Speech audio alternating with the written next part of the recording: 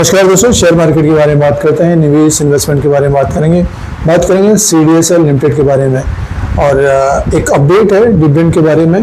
Dividend का record date नज़दीक आ रही है, इसके बारे में बात करेंगे। जो निवेशकों ने अपने पोर्टफोलियो में शेयर को रखा है तो शॉर्ट टर्म में एक तेज़ी देखने को मिल रही है। स्टॉक का 1100 से बढ़कर 1350 तक आया है, बट ओवरऑल देखते हैं पिछले एक साल में माइनस रिटर्न दिया है। 1794 से गिरकर 1116 तक आया स्टॉक।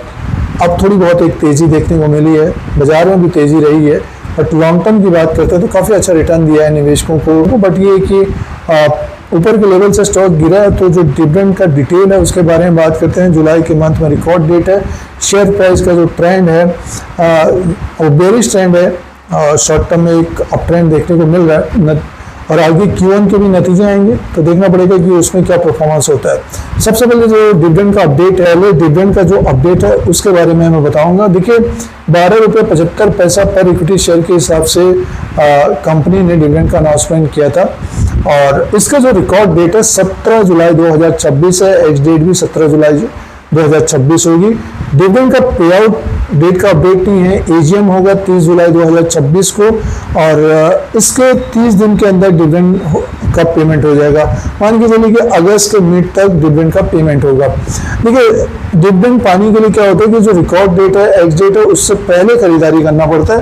अब जो निवेशक ऊपर की तरफ फंसे हुए हैं तो उनके लिए तो मजबूरी है स्टॉक को होल्ड करना। थोड़ा बहुत रिलीफ मिलेगा निवेशकों को। ये डिविडेंड का अपडेट है। अब बात करते हैं, देखिए जैसे Q1 के नंबर्स आएंगे और उसमें देखना पड़ेगा कि क्या परफॉर्मेंस रहती है।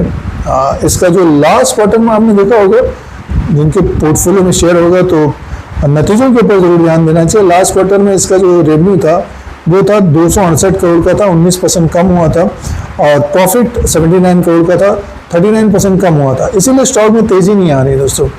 पूरे साल भर की बात करते हैं तो 1199 करोड़ का रेवेन्यू था, 32% की ग्रोथ है और 526 करोड़ का इसका प्रॉफिट था, 25% की ग्रोथ थी। तो सालाना तो ग्रोथ थी, बट क्वार्टरली बात करते हैं तो उसमें ग्रोथ देखने को नहीं मिली थी। तो ये नंबर्स थे। और फंडामेंटल्स पॉइंट्स की बात करते हैं, जो निवेशक 1350 में खरीदारी कर रहे हैं या इसके नीचे खरीदारी किए हैं या ऊपर की तरफ खरीदारी किए हैं, इसका जो मार्केट कैप 28,395 करोड़ का है। फेस वैल्यू 10 रुपीज़ का, बुक वैल्यू पर शेयर 93 का है, डिविडेंड 0.94% का है, EPS 21 का है और P रेशो 62 का है। डेट टू इक्विटी है 0, तो डेट फ्री कंपनी है।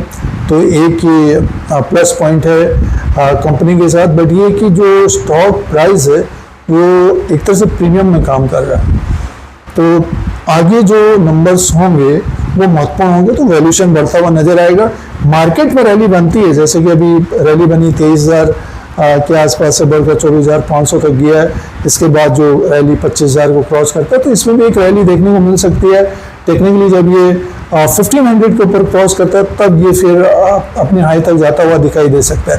तो ऊपर के लेवल पे जो फंसे हैं उनको तो देखिए काफ़ी समय देना पड़ेगा, और जिन्होंने नीचे के लेवल पे लिया है तो डिविडेंड लीजिए।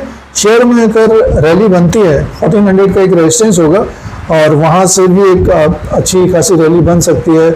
1450 1470 तक जाता हुआ दिखाई दे सकता है टेक्निकली। और ऊपर की तरफ जाता है तो अपने अनुसार देखें क्या करना है। और जो निवेशक ऊपर की तरफ फंसे हैं तो हमारे अनुसार अभी होल्ड करना चाहिए। तो अपना रिसर्च करें, उसी के अनुसार निवेश करें। इस तरह की जानकारी के लिए, अपडेट्स के लिए धीरज सिंह स्टॉक मार्केट को सब्सक्राइब करें, लाइक करें, शेयर करें, कमेंट करें। धन्यवाद।